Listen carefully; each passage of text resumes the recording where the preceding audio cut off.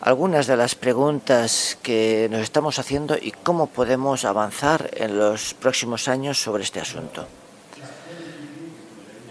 La esfera que vemos del Sol, el Sol es una esfera y en esta pantalla hay un pequeño problema de comunicación entre el proyector y mi ordenador. Esta forma del Sol tiene que ver con el campeonato de rugby que está en curso.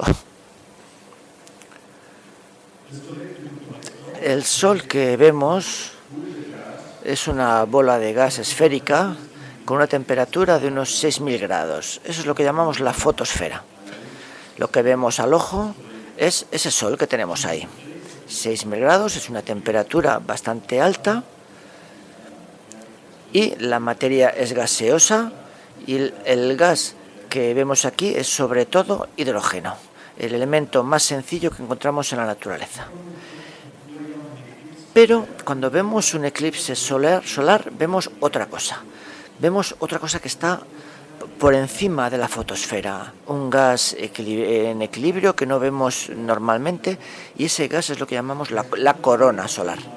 Esos rayos van bastante lejos. Esta fotografía de eclipse vemos que va realmente muy lejos del Sol y podríamos preguntarnos ¿hasta dónde? Ese es uno de los temas que vamos a hablar. Pero antes de llegar a ello, veremos que el Sol es un objeto de la astrofísica y queremos entender cómo funciona una estrella. Esta es la estrella más cercana que podemos estudiar con mucho detalle. Esta estrella está próxima y al mismo tiempo estamos sometidos como terrestres a las emanaciones de esta estrella. Y estas son las relaciones que hay entre el Sol y la Tierra. Por ejemplo, el Sol emite rayos X ultravioleta. Si no tuviéramos atmósfera, si la Tierra no tuviera atmósfera, sería expuesta a estos rayos X y ultravioleta que son extremadamente peligrosos para nosotros y la vida no se habría podido desarrollar sobre la Tierra. Los rayos X y los ultravioleta se absorben por la alta atmósfera de la Tierra y como son absorbidos, calientan la atmósfera y hacen que en procesos de fuerte emisión de ultravioleta va a afectar también a otros elementos de la atmósfera. La corona solar que emite esos rayos X tendrá un efecto sobre nuestra atmósfera y sobre la tecnología que hay alrededor de la Tierra, sobre todo los satélites. El Sol además tiene otra emisión, eso que llamamos el viento solar. La corona que vemos cuando un eclipse va fluyendo en continuo sobre el espacio interplanetario. Este gas reacciona con la Tierra, con el campo magnético de la Tierra. Este campo magnético impide que ese flujo y ese gas entre en la Tierra, porque está cargado eléctricamente, y va hacia las regiones polares, puede afectar a la alta atmósfera en regiones polares, ioniza, elimina, absorbe electrones, crea esos electrones libres, y esos electrones libres son los que afectan a la propagación de ondas de radio en la atmósfera. Por tanto, una variación importante de esas partículas crea absorciones temporales de ondas de radio. Y eso nos interesa mucho porque gracias a esas ondas de radio podemos comunicar, por ejemplo, con el GPS a los satélites. Por tanto, esos son efectos del Sol sobre la Tierra, sobre tecnologías que utilizamos regularmente. El tercer efecto es que el viento solar va a comprimir el campo magnético de la Tierra y lo va a modificar de esta forma. Ahí va a haber corrientes eléctricas que se van a concentrar sobre zonas polares y sobre la corteza terrestre y puede tener efectos sobre las líneas de alta tensión, esas líneas de campo. En el hemisferio norte, por ejemplo, en Canadá, en el norte de Estados Unidos, hay todavía efectos provocados por el Sol y que afectan a nuestra tecnología y nuestra vida cotidiana. Estas relaciones del Sol con la Tierra quisiéramos comprenderlas mejor, predecirlas y eventualmente protegerse contra esas relaciones, si las hemos previsto correctamente. Por tanto, el Sol tiene un interés doble, de un punto astrofísico, pero también de un punto práctico, la meteorología del espacio. Todo sucede en origen en la corona. Entonces, por eso es tan importante entender qué es lo que pasa en la corona solar, ese gas que se extiende y que hace esas imágenes tan bonitas. Cuando un astrofísico se pregunta de qué está hecha la materia, hace principalmente espectroscopía. Como no se puede ir directamente a donde está allí y medirlo directamente, nuestro primer acercamiento es la espectroscopía, descomponer la luz con un prisma o con una red de difracción, de forma que nuestro telescopio recupera esa luz blanca y la descompone en los colores del arco iris.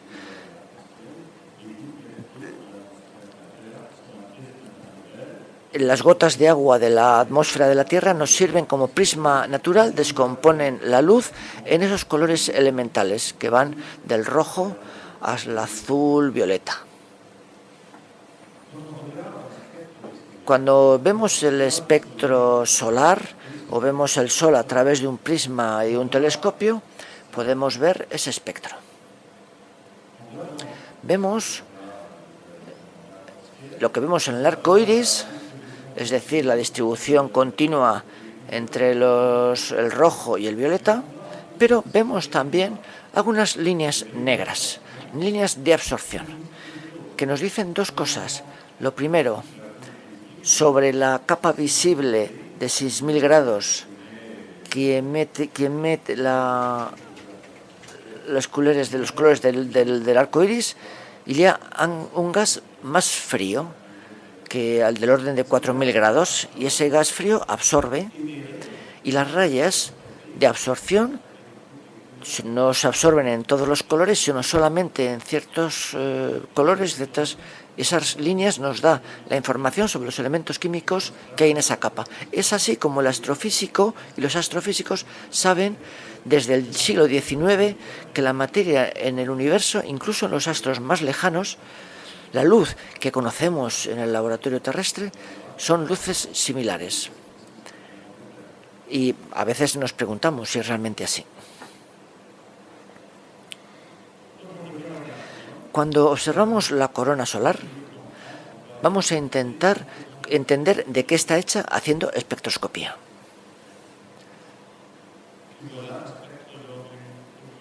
Este es el espectro durante un eclipse.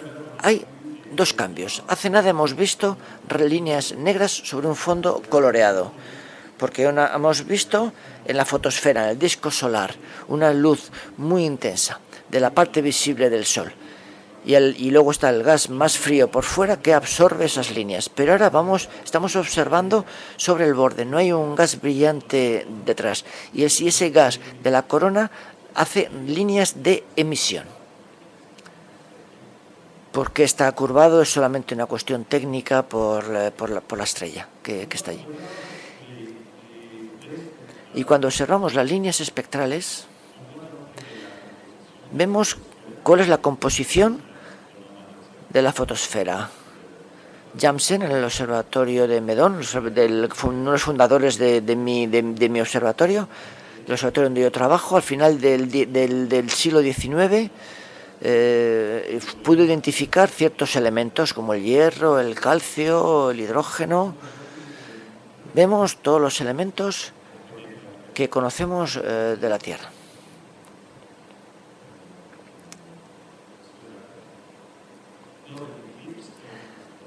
Durante un eclipse, Young, el astrónomo norteamericano Young, describió su impresión durante la fase de la totalidad. Dijo como de repente las líneas oscuras de la fotosfera desaparecían y veíamos unas líneas de emisión. Janssen decía que todos estos hechos muestran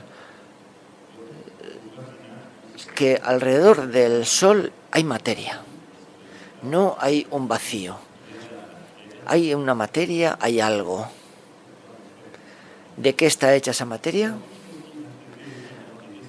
Algo que nos ha durante años es esa línea verde, nos ha puesto muchas preguntas, porque nunca habíamos visto esa línea verde. Hemos aprendido a identificar las líneas del hidrógeno, del oxígeno, de otros elementos, pero no esa línea verde. No sabíamos identificarla. ¿Qué es esa línea?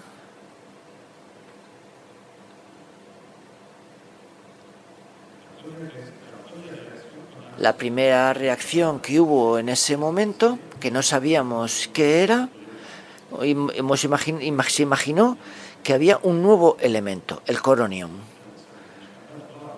Eso en realidad, bueno, pues funcionaba bien, pero era un poco difícil de creer. Una línea verde en el espectro del Sol que no sabíamos qué hacer con ella, pues le llamamos un elemento nuevo y debe estar en la coronia, pues coronio.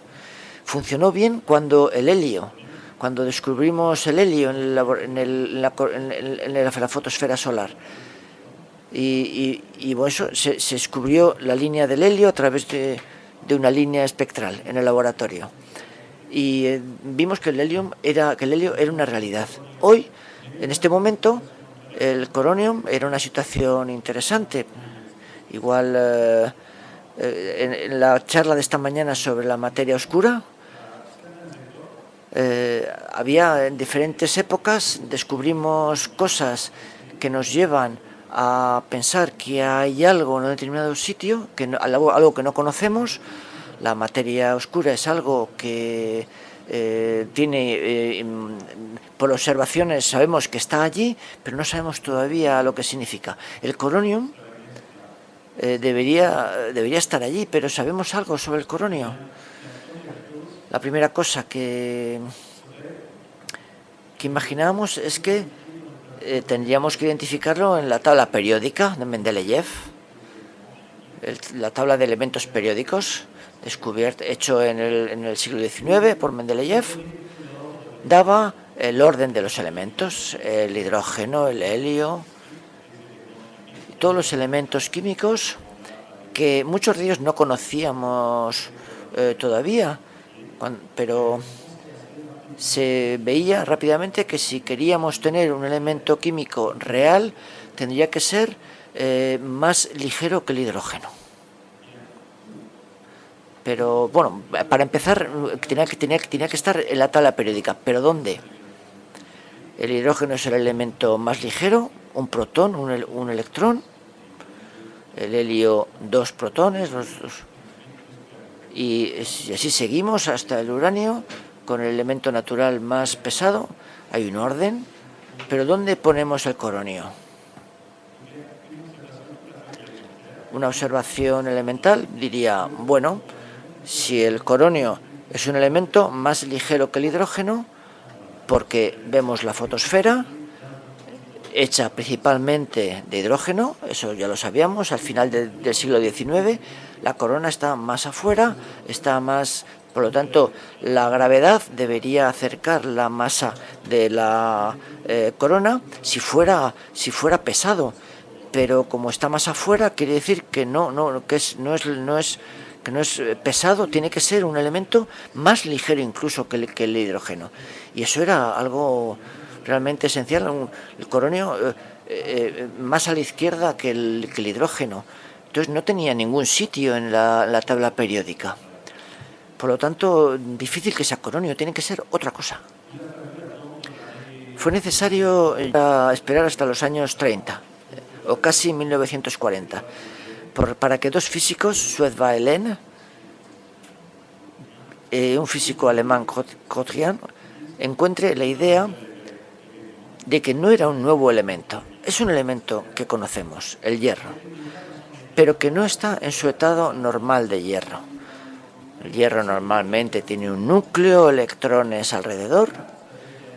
Esto tiene que ser hierro, pero que ha perdido 14 de sus electrones. 14 o 15 exactamente, pero una cantidad importante de esos electrones. Hemos avanzado, hemos encontrado cuál es el elemento de esa línea verde. ¿Y por qué no lo conocíamos todavía? Porque nunca vemos el hierro con tan poco, habiendo perdido tantos electrones.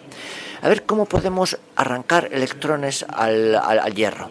Si hacemos un modelo de átomo muy sencillo, con el núcleo, el electrón que gira alrededor, ¿cómo conseguimos, como un planeta sobre una órbita, un elemento, una imaginación? No es exactamente así la realidad, pero bueno, es una forma de simular y de explicar que nos ayuda fácilmente. Si hay otro electrón que choca contra esa capa a muy alta velocidad, va a llevarse ese electrón. Por lo tanto, sabemos cómo fabricar iones. En la atmósfera del Sol sabemos cómo se forman iones. Cuando los átomos se chocan entre ellos, quitamos electrones y creamos iones. Pero hay otra pregunta. Si queremos quitar 13, 14 electrones, incluso 15 a un átomo de hierro, hay que bombardearlos con electrones muy rápidos. Eso se traduce en altas temperaturas y el resultado es que para explicar ese ion de hierro nos harían falta temperaturas de 1.000.000 de grados. Por lo tanto, vemos la diferencia entre una capa visible a 6.000 grados, después 4.000 grados, y en su centro, cuando nos alejamos del centro de la fuente de energía, la temperatura debería bajar. Cuando me alejo del radiador, la temperatura baja. Eso lo vemos todos los días en nuestros laboratorios, en nuestras casas. Si la temperatura baja, la temperatura de la corona debería ser más baja que la temperatura de la fotosfera. De lo contrario, tendría que haber algún sitio en el que la temperatura suba a 1.000.000 de grados. No es una pequeña subida, es algo enorme. Por lo tanto, otra pregunta. Hemos resuelto un enigma. El coronio no existe, de acuerdo, no tenía sitio en la tabla periódica, no existe. Pero sabemos que es hierro con muchos electrones que se han arrancado. Pero hay otra pregunta más. ¿Por qué la corona solar tiene que estar tan caliente? Porque otras observaciones que hemos hecho después confirman esas altas temperaturas de las coronas. Es una realidad, por lo tanto hay que explicarla. Es una de las grandes preguntas de la física actual de la corona solar. ¿Por qué la corona está tan caliente? No es solamente el caso de la corona solar, sino de todas las estrellas que son similares al Sol. Hay muchísimas estrellas similares al Sol. Todas esas estrellas tienen coronas que están mucho más calientes que su fotosfera. Si observamos las imágenes de la corona solar en visible, en ultravioleta, rayos X, ondas de radio, y vemos un diagrama de temperaturas que baja de 6.000 a 4.000 y sube hasta 1.000.000 de grados. Y cuando llega a la Tierra, pues está ya a unos cientos de miles de grados al campo magnético de la Tierra.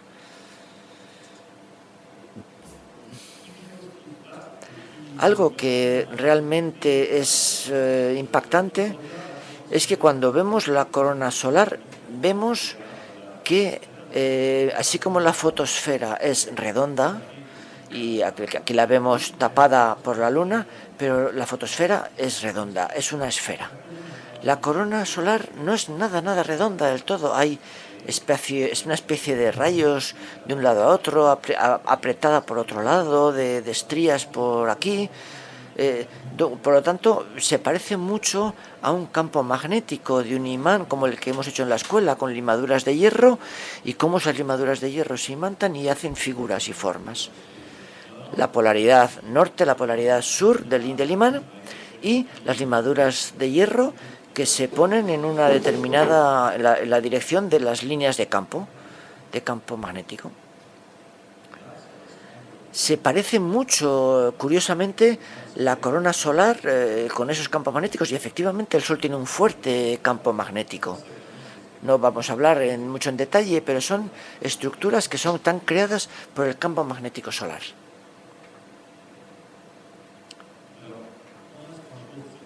¿Cómo calentamos esa corona? Es como cuando queremos calentar una cazuela de agua. Por ejemplo, con este modelo de cocina, ponemos nuestra cazuela de agua sobre la cocina en la placa, encendemos la placa y vamos a calentar el agua. Si la placa tiene una buena temperatura, vamos a llegar incluso a hacer que el agua entre en ebullición. Eso es importante verlo a esa temperatura que hace que es necesario para que el agua hierva. No podemos hacerlo si la placa solamente llega hasta 50 grados. Hace falta como mínimo 100 grados. El mecanismo que hay aquí es que hay una conducción eléctrica, conducción de calor. Calentamos la placa, ponemos la cazuela metálica y que conduce el calor, y poco a poco la vamos calentando a la temperatura necesaria para que el agua que hay en el interior llegue a ebullición. El problema en la corona solar es más difícil porque sabemos una capa superficial caliente a 6.000 grados, pero con 6.000 grados no vamos a llegar nunca a 1.000.000 de grados por convección. Es como si quisiéramos en nuestra placa eléctrica a 10 grados y que la cazuela pueda entrar en ebullición. Eso no va a suceder nunca. Hace falta una temperatura equivalente. Por lo tanto, este mecanismo no es el bueno para tener una fotosfera caliente que calienta la corona. No, hace falta algo más. Hace falta algo más. Otra forma de cocina, no tenemos otro modelo en stock que nos da otra idea. Perdón, voilà.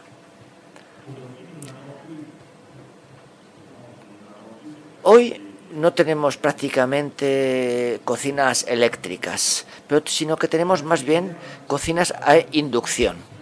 La cocina a inducción funciona de una forma distinta. En nuestra placa de cocción, debajo tenemos unas bobinas de corriente con las que generamos un campo magnético variable. Encima ponemos nuestra cazuela, un tanto especial, con un fondo muy grueso. El campo magnético variable de debajo va a generar corrientes eléctricas en la cazuela que va a ir calentando el resto de la cazuela y por tanto llevar el agua a ebullición. La llave de la placa de inducción es que hemos generado un campo magnético variable. Ese campo magnético va a crear esas corrientes eléctricas más arriba. Creemos que una posibilidad de calentar la corona solar sea con este principio de la cazuela a inducción. ¿Por qué creemos eso? Porque vemos en la fotosfera que hay algo para generar ese campo magnético variable. Tenemos un campo magnético que puede calentar la corona. Podemos imaginar eso que el Sol, porque el Sol es un gas que está recogido por un campo magnético. Cuando observamos la fotosfera del Sol con un telescopio, esta es una imagen del Pic du Midi en los años 80, vemos que la superficie del Sol tiene una estructura granular. Esa estructura granular muestra el movimiento del gas. Les muestro una pequeña animación. Es una observación real que fue hecha en el observatorio del Pic du Midi en los años 80. Allí vemos cómo la superficie del Sol es como una cazuela de agua en ebullición o como el caramelo de pequeñas estructuras que suben, que el gas, ese gas caliente que sube y el gas frío que baja. El campo magnético que está creado dentro, lógicamente, es variable, entra, sube y forma y está continuamente agitándose. Es exactamente el mismo principio que la placa de inducción, un campo magnético que es variable, y podríamos utilizar esa variación del campo magnético que viene del interior del Sol, que va hacia la corona. Si tenemos un campo magnético allí y estamos agitando continuamente, vamos a desarrollar ondas que son ondas que hacemos, por ejemplo, cuando sobre una cuerda que sacudimos. Ese campo magnético va a ser muy variable en la corona, y con eso podemos esperar llegar a temperaturas mucho más altas, calentar localmente la corona solar. Algunas teorías dicen que es así como calentamos la corona solar, pero algunas teorías no sabemos si es cierto o no. Actualmente es una de las ideas, pero no sabemos. Tenemos que confesar que no lo sabemos todavía. No sabemos todavía por qué la corona está tan caliente. No tenemos una respuesta clara de ese hecho.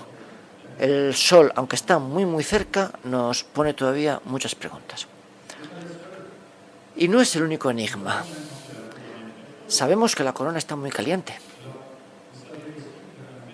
Sabemos también que un gas que está muy caliente, si no lo encerramos, va a se extender por toda la habitación en la que estamos. Y si la habitación está caliente en invierno y abrimos la ventana, el calor se va a marchar. Por lo tanto, un gas caliente ejerce siempre una presión para fluir por todo el espacio. ¿La corona hace igual?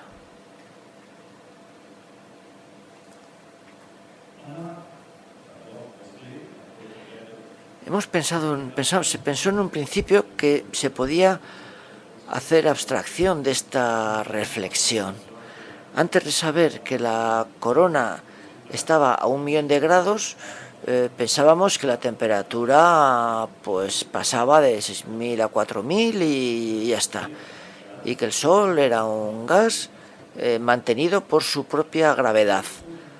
Pero la corona tan caliente nos lleva a un nuevo problema. ¿La gravedad puede sujetar esa presión tan fuerte? Un investigador que se hizo estas preguntas cuando yo era joven, el americano Eugene Parker, físico que vive todavía en la universidad profesor de la Universidad de Chicago. Abajo tenemos Parker hace 2 años. Y todavía trabaja, está activo, es alguien increíble. Y ha dicho, ¿la corona puede estar en equilibrio? Y ha hecho sus cálculos, no muy complejos, y de sus cálculos el resultado es que no. La presión es tal que la gravitación no va a sujetar la corona. Por tanto, tiene que haber un flujo continuo de gas, hidrógeno y helio de la corona hacia el espacio interplanetario. Y todo fue de una forma teórica en cálculos. Me gusta mucho el resumen de su artículo. Alguien muy modesto, que no decía, mirar qué es lo que yo de extraordinario he hecho, sino que decía, me gustaría verificar y comprobar la idea que han sido dicha por algunos de mis colegas, que dicen que tiene que haber un flujo continuo desde el Sol. Y mis colegas han visto esto con observaciones. Y bueno, y luego había cometas. Los cometas veían que eso pasaba. O sea, del Sol había cosas que fluían hacia el espacio. Parker ha hecho muchos cálculos con muchos resultados, y el primero es que la corona no se puede quedar retenida por la gravitación del Sol. Hace necesario que fluya hacia el espacio interplanetario. Y le dio un nombre a eso. A esto le llamamos el viento solar.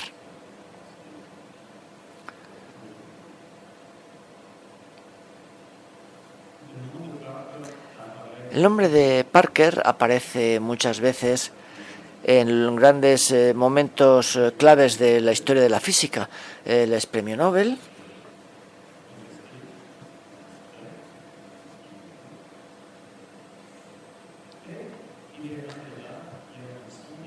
Y es uno de los pocos que tiene una sonda, una sonda en el espacio.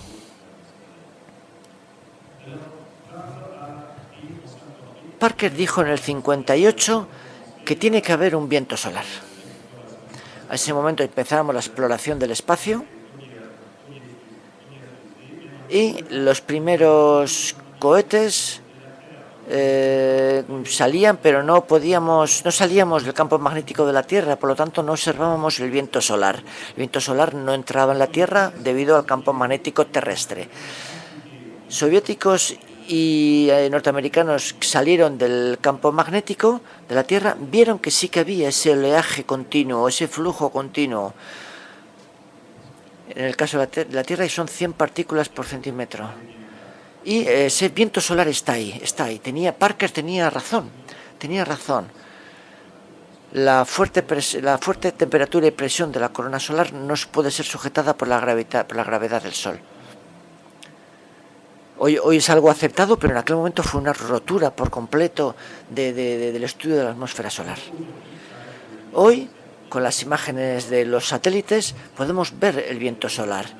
Aquí vamos a ver una animación con el Sol a partir de la sonda americana estéreo y vemos estructuras como las que se ven en un eclipse. El eclipse está fuera de la imagen, arriba, pero vemos muchas estrellas y el cometa Encke. Cuando observamos con el paso del tiempo vemos algo interesante. Son observaciones que hicieron decir a Biermann que tenía que haber un oleaje continuo de materia saliendo del Sol. Vemos cómo la cola del cometa Encke flota como una bandera. Pues hemos visto la bandera sobre la Luna que tenía ondulaciones, aunque allí no había viento, bien evidentemente. Pero aquí vemos que la cola oscila como una bandera. Por lo tanto, si la cola del cometa tiene ese movimiento, tiene que haber un viento, un continuo oleaje de algo que sale del Sol. Es una imagen del 2006. En el 58 no teníamos estas observaciones. Por tanto, son observaciones. En aquella época eran observaciones mucho más hechas de otra forma para intuir que había ese oleaje que salía. Después de la teoría y después de los años con otros instrumentos hemos podido confirmar con estas imágenes. Por lo tanto, hay un viento solar. Y hoy sabemos que ese viento solar se mueve más allá de 100 veces el diámetro, la distancia Sol-Tierra, es decir, más allá de Neptuno. Por lo tanto, una gran parte del sistema solar está invadido por ese viento solar.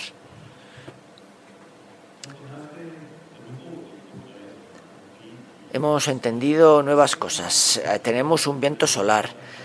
Que ese viento solar depende de la temperatura y según los cálculos de Parker hacíamos estas gráficas con ese cálculo de Parker que enseñaba las previsiones. Parker decía que si la corona tiene una temperatura de 2 millones de grados, la velocidad del viento solar tendría que ser de 400 kilómetros por segundo. Y es tan cercano a la realidad que en los años 70 había un viento solar todavía más rápido, a 800 kilómetros por segundo. Es lo que llamamos el viento solar rápido. Y este viento solar rápido sabemos de dónde viene. Cuando vemos la corona solar en rayos X o en ultravioleta, vemos estructuras. Por ejemplo, esas regiones que son oscuras son zonas donde hay menos materia, hay una falta de materia. Es por eso que son oscuras. ¿Y por qué falta de la materia ahí? Porque el viento solar rápido las lleva hacia el espacio interplanetario. Si Parker tenía razón en todas sus líneas, todos sus gráficos, habría que decir que ese viento solar sería a 800 kilómetros por segundo. ¿Qué temperatura tiene que haber para que haya esa velocidad? Y la temperatura tiene que ser de 100 millones de grados. Y la temperatura allí que medimos, gracias al análisis de emisiones X y ultravioleta, es una temperatura que no va a esas cantidades, sino a 1 millón de grados. Por lo tanto, no sabemos realmente de dónde procede ese viento solar tan rápido.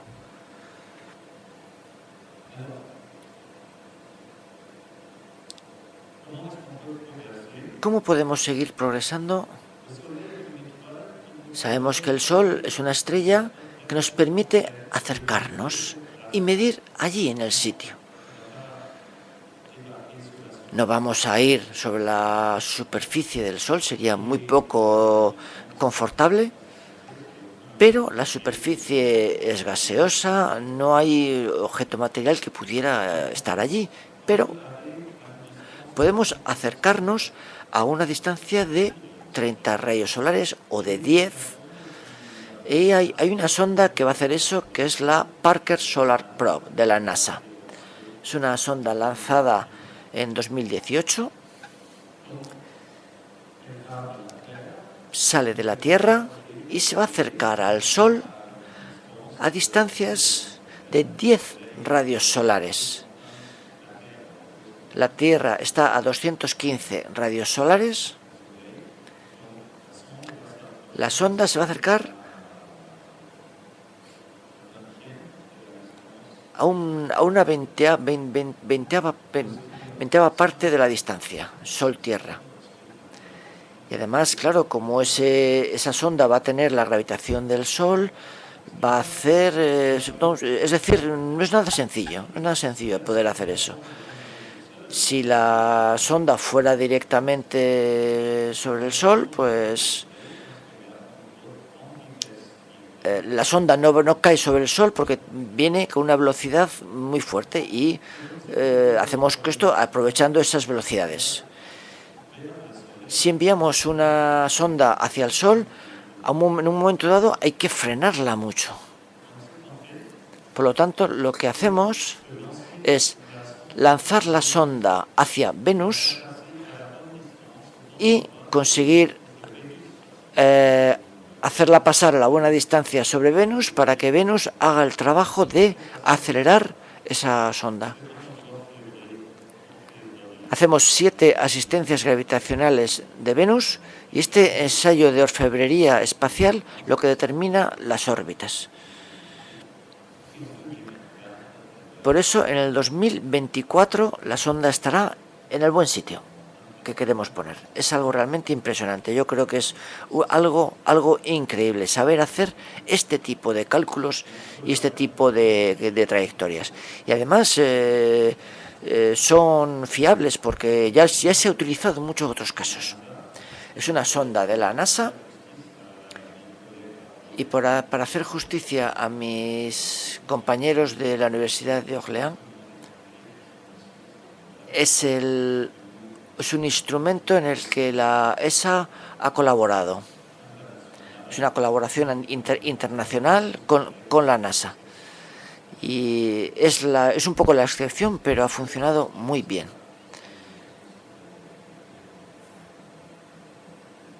Mis compañeros tienen que estar orgullosos.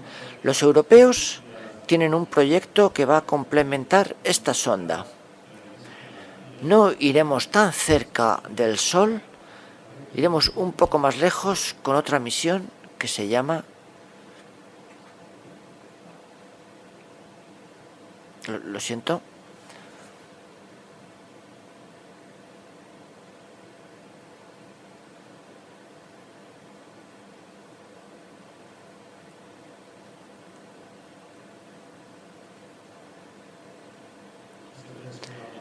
que se llama Solar Orbiter. Esperamos que sea lanzada el año que viene.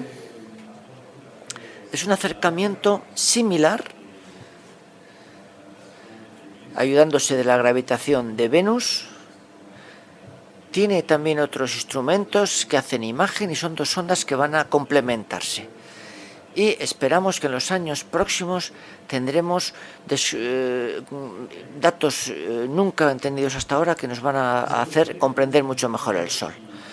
Por tanto, el Sol, que es una estrella que está bastante cercana, eso no quiere decir que hayamos entendido todo. Esperamos, yo espero haberles convencido de que hay todavía muchas preguntas sobre el Sol y por lo tanto sobre otras estrellas. Y el Sol nos va a ayudar porque podemos acercarnos, podemos medir densidad de partículas, temperatura, velocidad del viento solar, muchas fuentes de aceleración y comprender mucho mejor cómo funcionan esas perturbaciones, cómo salen y que afectan a la tecnología de nuestro ambiente espacial.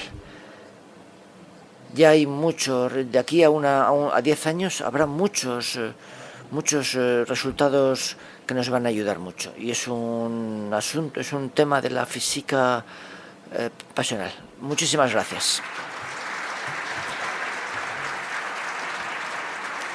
¿Hay alguna forma de traducirle a él las preguntas? No, ¿verdad? De hacerle llegar a él, ¿no, verdad? Sí, por ese micrófono. Pero lo oirán todos. O sea, ¿te da igual? Yo creo que sí, que me dará igual.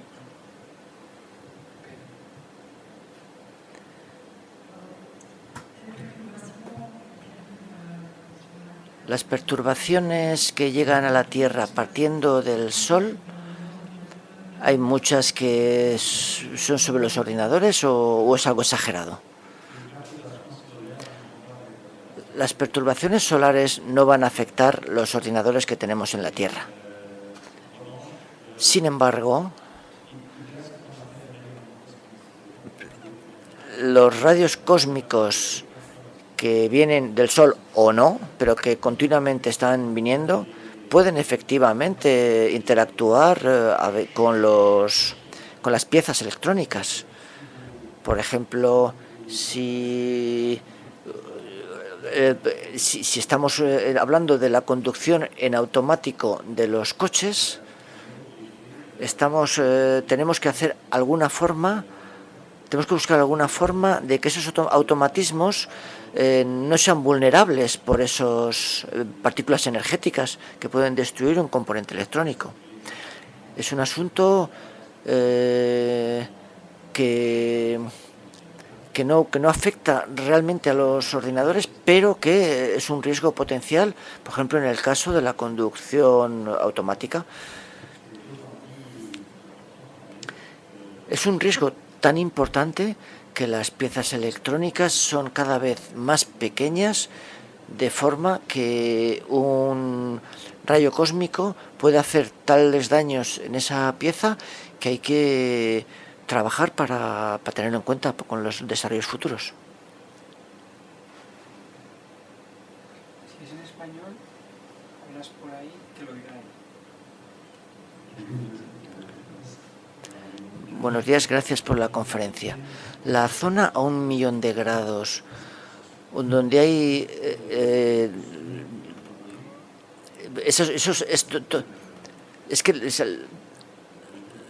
toda esa zona a 1.000.000 de grados puede afectar a las ondas que se van a enviar. Sí, claro, es una pregunta lógica. En realidad no vamos a ir a una región de 1.000.000 de grados. Vamos a ir a zonas de 100.000 grados. Poner algo a esas temperaturas es difícil imaginar cómo funciona. Pero veamos una diferencia. Si mete su mano en un vaso de agua a 100 grados, no hace mucho daño. Pero si pones la mano en un horno a 100 grados y no la deja continuamente al interior, no tiene lesiones. Por tanto, esto es parecido. Si el medio en el que vamos a estar está muy diluido, podemos estar a alta temperatura sin destruir inmediatamente los materiales de las ondas. Este es el caso de la zona en la que Parker Solar Probe estará. Hará sus observaciones. Ha sido, sin embargo, hacer estudios sobre un escudo térmico, y encontrar el material mejor adaptado para ese escudo térmico. Es una pregunta de investigación que durante muchos años.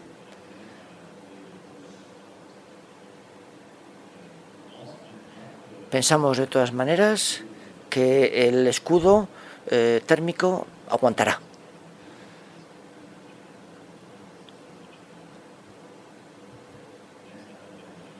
Tenemos confianza de que va a funcionar.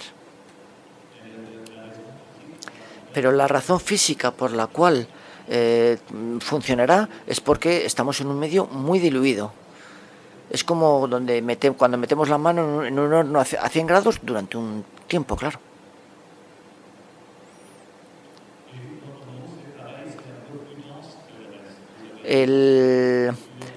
Los rayos de la corona son algo más densos que el resto. Por eso los vemos en el momento de un eclipse y en las fotos de los eclipses.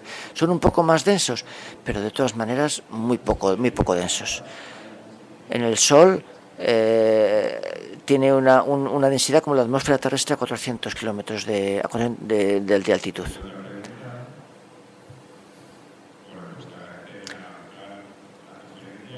Angad, merci.